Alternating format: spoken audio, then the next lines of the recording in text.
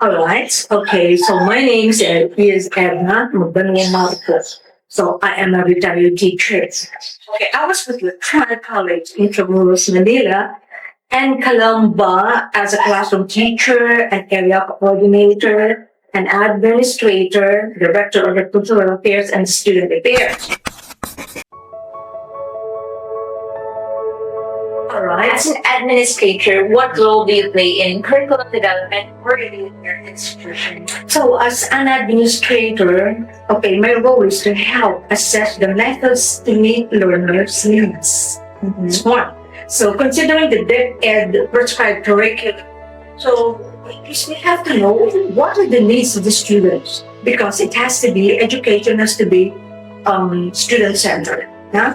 So the curriculum here we have to have a review the curriculum and then study the evaluative process submitted by the guidance center, okay, and the admissions office and the stories that the students themselves would tell us. So we learn it from there. And then we gather feedbacks on how to improve their curriculum effectiveness and relevance to the courses that they get, that they take in college. For example, way back then, there were 15 electives to choose from in high school. Now there are only 5. So then what happened here is okay, legend then was in high school and elementary, we have Spanish classes as part of the electives. Yes, right. Spanish. They also taught Spanish then. So you know some? Can you say some words in Spanish? Hola. Hola. Hola. Okay, and what happened here was a lot of our students came back and told us that they did very wrong in Makuya because it's our neighbor.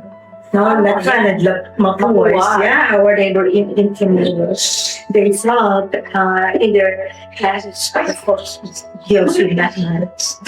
Because we did not have calculus in high school. So what we did was to make just solution for this to help them out.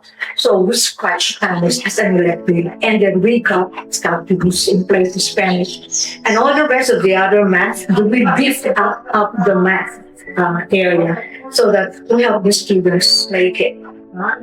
After the first year in the Puno or in the engineering studies, of course. So that's it.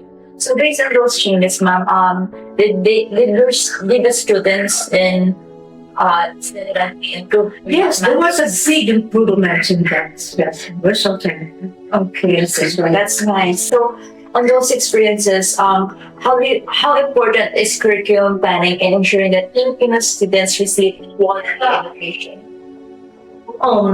The first one is for a quality education, okay, quality education, everybody wants that. Exactly. Even they have the curriculum that's for the holistic formation of the students because it has to be learner centered.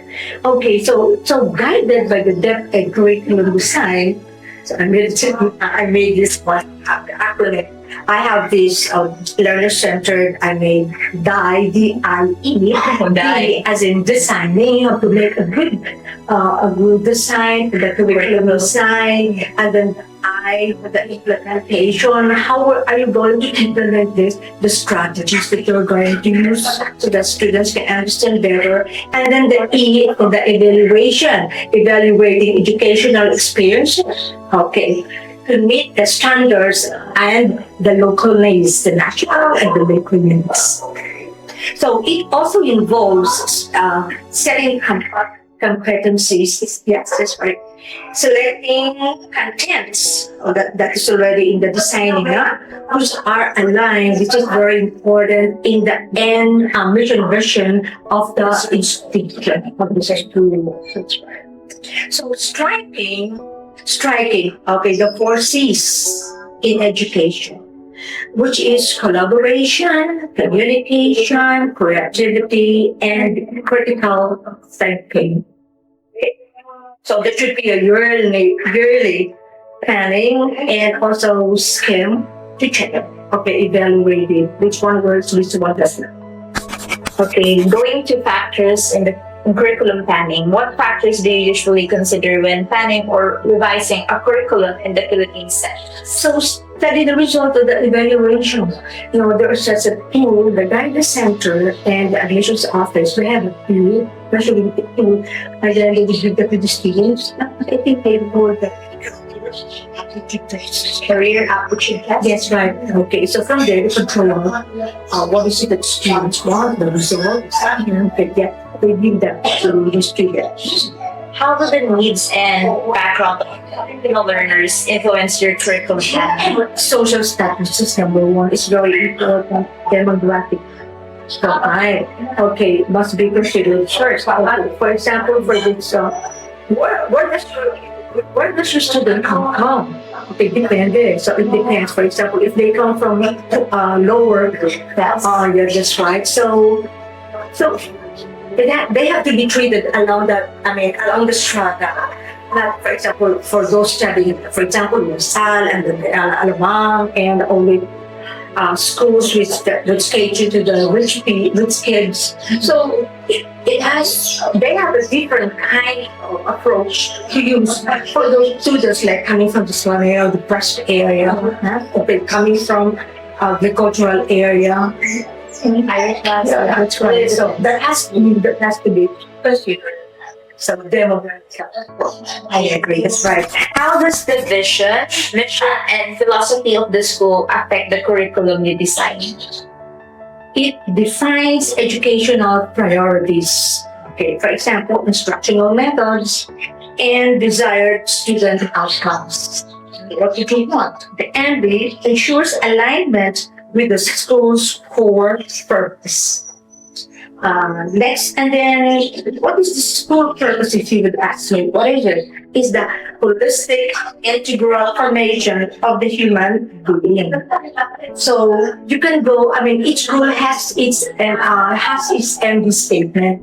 So you can go over that, and then perhaps you just see what is being mentioned in the MB is also could be seen also in the curriculum. How it's being used there. Okay, strategize there, and how it is being implemented, if it is working or not. We want to hear some specific things from Letran. Can you still remember what the vision, mission, and the core values that they have in that school? Okay, so as far as I remember, because I was at there anymore, they had a new one. It was done in 23. So I was already out. Okay. Okay, but anyway, we tried to, with the help of Leah, so we tried, this is what I got, no? So here, the ND statement, the Trend Manila 20, so this is up to 2030, this was done 2023, so like 7 years, okay, for 7 years. It has to be anchored in the Colegio's motto, which is Deus, Patria, Letran. Okay. And then the core values, which are Caritas, compassion, justicia or justice, and then Deus, Patria, Letran. So the virtues there, should be like fidelity, loyalty, and academic excellence. How do these curriculum foundations affect the teachers and then how they implement the lessons in the classroom? Okay, so first thing that has to be done there, you cannot give what you do not have. Yeah, So the teachers has to be, it has to start from because what they have, they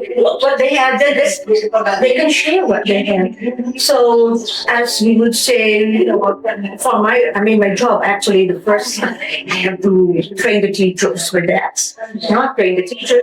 So we give them we always have this monthly formation, religious formation, and then now and then we have a lot of formation. Aside from that, and we also get people from the outside, especially the Dominicans who get USD. Okay, how are we going to have that an identity of a Dominican education?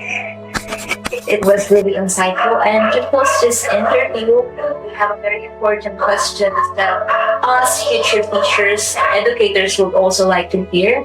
What advice can you give to future teachers in the Philippines about understanding and participating in curriculum planning? Yeah. I think everybody knows this. Yeah. Realistically, smart. Yeah, we Yeah, all know that's that. Yeah, that's right. Smart. Okay. Specific, measurable, and then applicable, relevant, and time bound. Yes. And also, I would like to add this. Now, I got it. I come across this a long time ago, and I'm trying to recall. So this is the verbatim. Verbatim. What I can just recall something like teachers are, okay, we nurture them. We nurture the teachers are nurturers. Okay, not molders. We don't mold them. Children are not things to be shaped, but people to be unfolded, carrying their own unique identity.